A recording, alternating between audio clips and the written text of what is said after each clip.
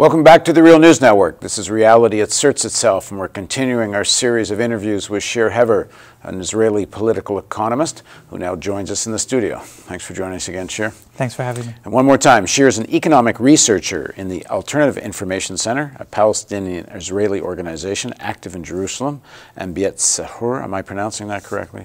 Yeah. Not far? Okay.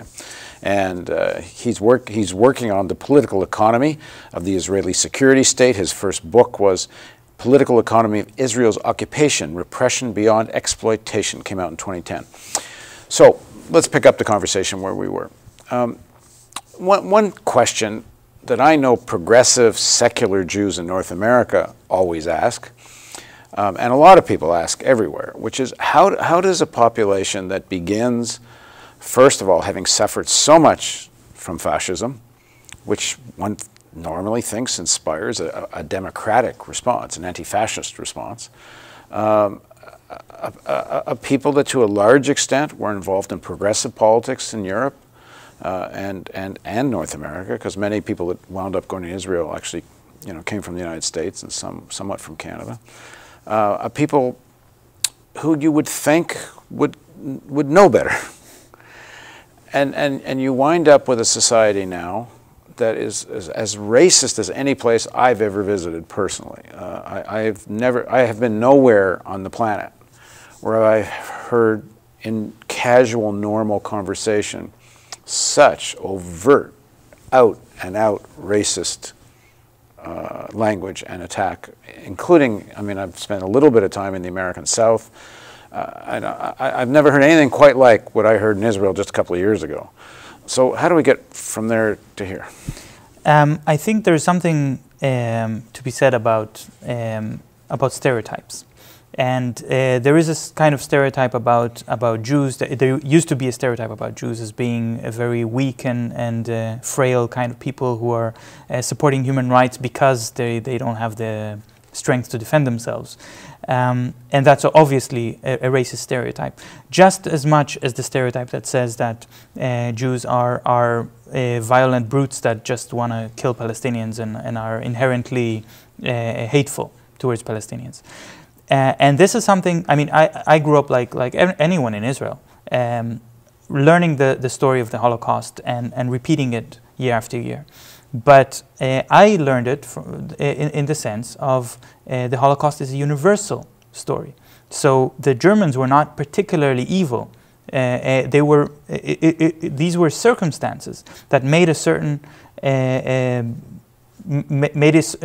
atrocity come into this world, and it's unfortunately not unique. This kind of dark side exists in all human beings, and so the Zionist movement has attracted some of the worst Jews around the world.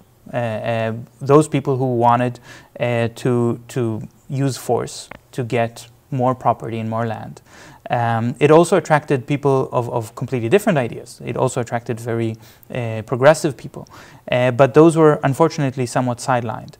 Because Israel became this kind of very authoritative country, state in which Palestinians have very little, if any, rights. Yeah, why and how was the left of Israel so sidelined? I think this is something that happens in any kind of colonial situation. Because in a colonial situation, it's dominated by fear. You know that you have your servants around you, and the servants might rise up against you at any moment. And in this kind of situation, the left tends to be very weak because the left is in a position where they don't want to say, we know what's good for the natives better than the natives. And you cannot say, well, let's just have equality if you're in constant fear that then there's going to be a big revolution and you're going to lose your property. So, and the right wing is saying, we have to keep repressing those natives so they don't rise up in any way possible. And that voice tends to win. It didn't happen just in Israel. It happened in every colonial power that ever existed. But is it also not something specific, which is, as you described in the first segment, including your parents, the left in Israel mostly, maybe not all, but mostly believed there did need to be a Jewish state. That Jewish state should be more democratic. That Jewish state should be have better relations with the Palestinians, that Jewish state should give more rights and all the rest. But as long as you're kind of fixed on this idea there has to be a Jewish state, the kind of natural outcome is this colonial repressive state. And like, you can't get the Jewish state and still have all the nice features you would like it to have. I think because of the Holocaust, the Zionist movement is more varied than other colonial movements. The Zionist movement is much more diverse, and there are people who call themselves Zionists who are not pro-colonial and who are not racist, and who say, my idea of Zionism is that Jews will be also allowed to live as equals in a democratic state, which I think is not an exaggerated thing to say. So that also exists within the spectrum of Zionism. And I think it should also be, it's important to point out that a lot of Jews went to Palestine becomes Israel, because there was nowhere else to go. Yeah. I mean, the United States, I mean, you know, in fact, the Zionists helped persuade Truman not to let too many Jews in that were sitting in refugee camps in Europe. Canada didn't want too many Jews from the refugee camps in Europe. I mean, the Zionist movements helped to manipulate that. And we cannot forget the complicity of the Arab regimes in those countries where they felt Zionism is another colonial movement against us, against the Middle East, and we have to reject Zionism, and then made the same mistake that we see again and again of equating Jews and Zionists and taking out their aggressions against Jewish communities in Iraq or Syria or Morocco or Tunisia. And forcing people out. Yeah, and that without that there would never have been a successful Israeli state. The massive immigration from Arab countries made up half of the population of Israel and changed the whole map.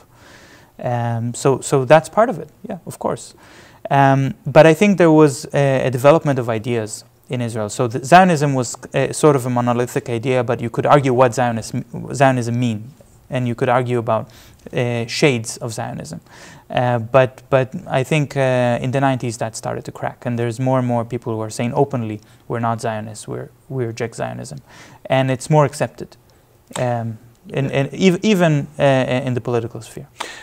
To what extent did the terrorist attacks that were launched inside Israel, from blowing up cafes to so on and so on, how much did that help consolidate a really racist, right-wing, more unified position around that? I mean, I've talked to Palestinian activists and organizers. I was in Ramallah, I was, you know, around the West Bank, and many of them say this was extremely self-destructive from the point of view of Palestinian interest, those type of attacks, and they now reject it.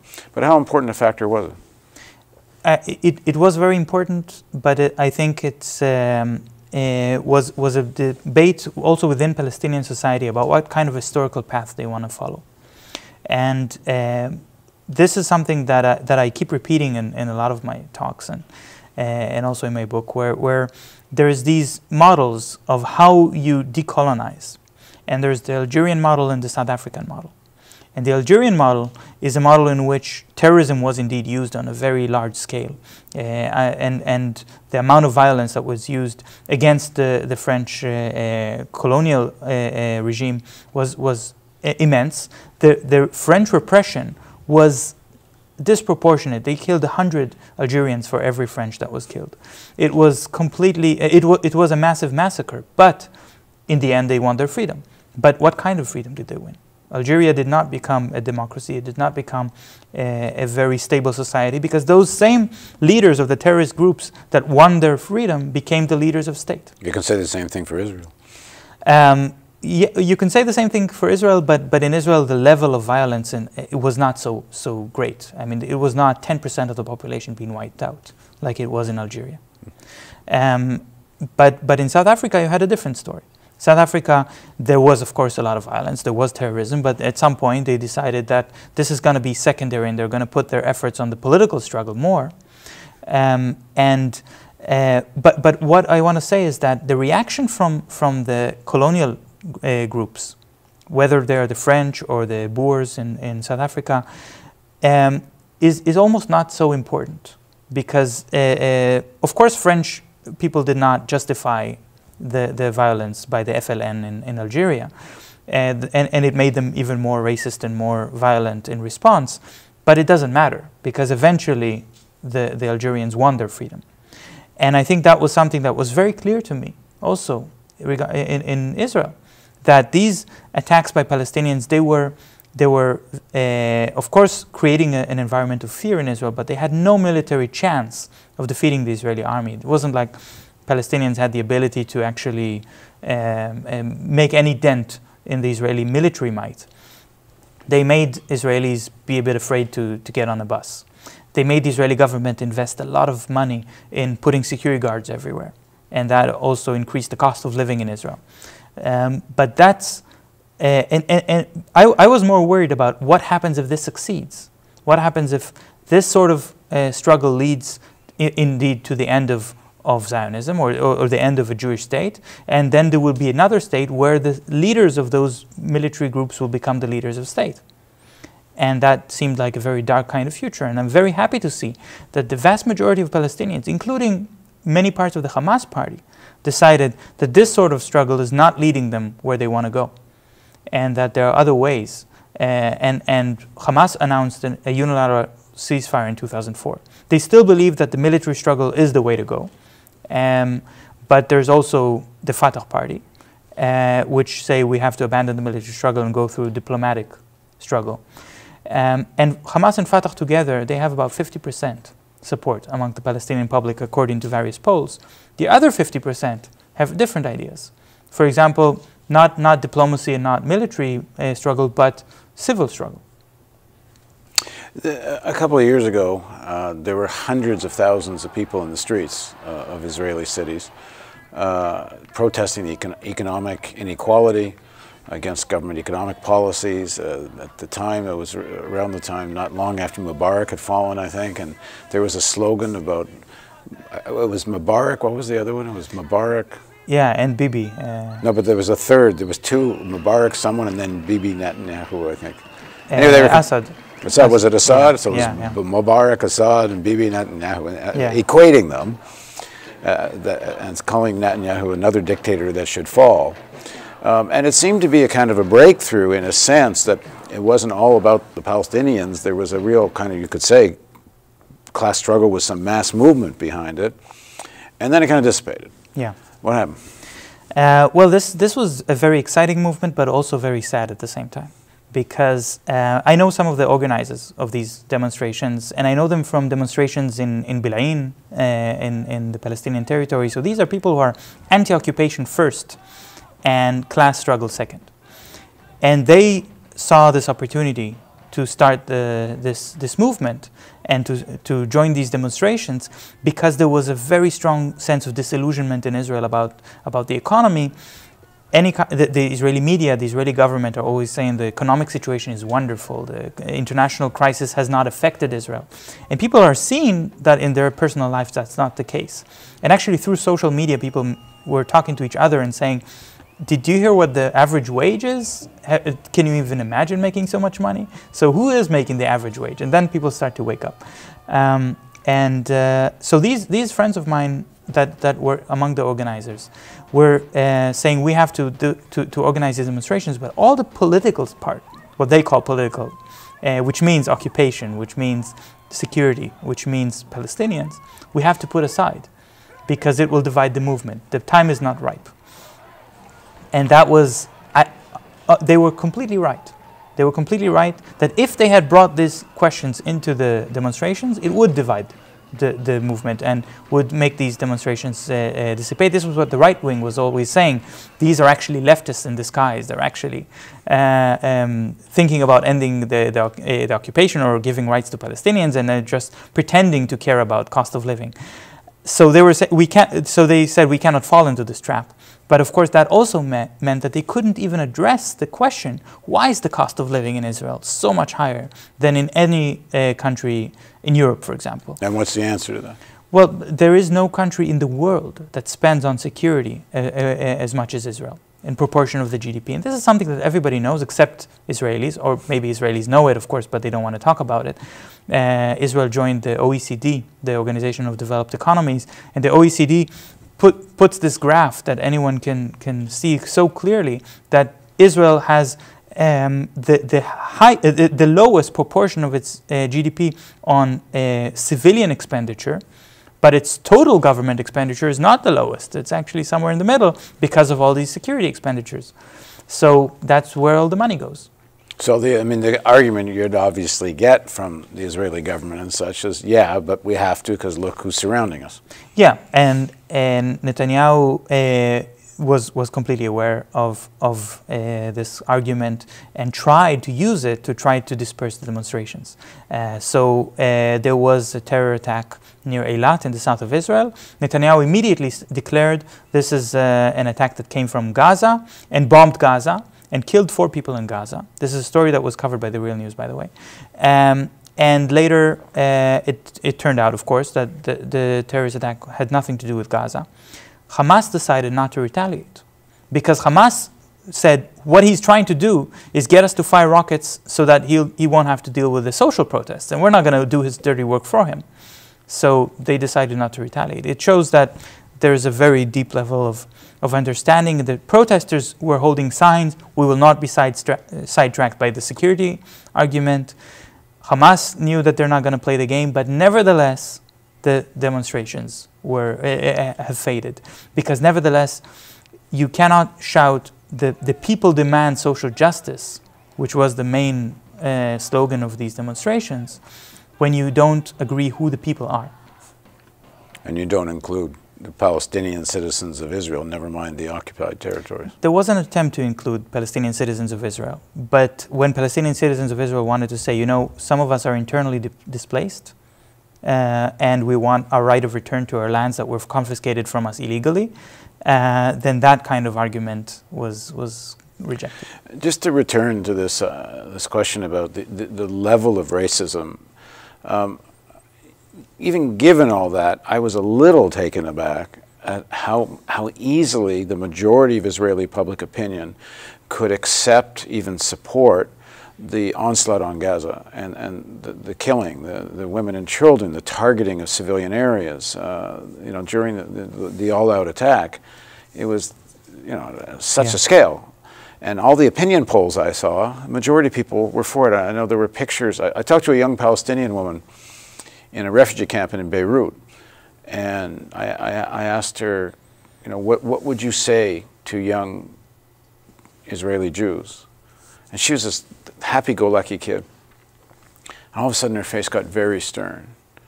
And she said, tell them I want to strangle them with my bare hands. I said, why? I mean, she was this lovely, bubbling girl up until that moment. Because I saw pictures that when they were bombing Gaza, kids were going up and signing their names on the bombs so that they could have their name on a bomb that fell on, in her words, Palestinian children in Gaza. Yeah. Those pictures were. We saw them on Israeli television, the kids signing bombs and such and such. I mean... yeah. I have to say, though, that not many Palestinians that I've met said that sort of thing. I agree with you. I agree with you. I can understand why there's a lot of anger, especially in Gaza, where Gaza is a prison situation, so they don't even have a chance to see Israelis anymore. And the children grow up not knowing what a Jewish person looks like. But most Palestinians are a lot more politically sophisticated and a lot more aware that you can't make this kind of generalization. On the Israeli side, it was sickening what happened in this attack on Gaza. And there was a poll that said 90% of Jewish Israelis supported the attack on Gaza. But it has to be said, they supported it on paper or on the poll, but when it came to the question, are you going to go to the army and join the attack on Gaza, the answers are different. Less and less Israelis are going to the army. Only 48% of Israelis who turn 18 actually join the army now. And when it comes to the question about shouldering the costs of this war, then again, Israelis were lining up to demand compensation from the government for damages that they suffered because of this war. And when there was an international response, the Goldstone report, after this attack, and the BDS movement and so on, a lot of Israelis started to say, well, we have to be careful. This has consequences. We have to prepare so that next time we will not kill so many innocent people. It's easy also in the polls and when there's an election to vote for the most right-wing crazy party, because you just make a statement. But when it comes to actually participating in the consequences of that statement, a lot of Israelis have completely different ideas. And most young Israelis have said they'd rather live somewhere else. If they had the chance, they would leave Israel. So their nationalism is very vibrant when they can root for their team in what appears to be a sort of sporting game in which people lose their lives. But when it comes to their own personal lives, they say, well, if I can move to the US, maybe that's better. Okay, in the next segment of our interview, we're going to talk about Shir's work. He's doing a lot of work on the political economy of the Israeli national security state. So please join us for the next segment of our interviews on Reality Asserts Itself on The Real News.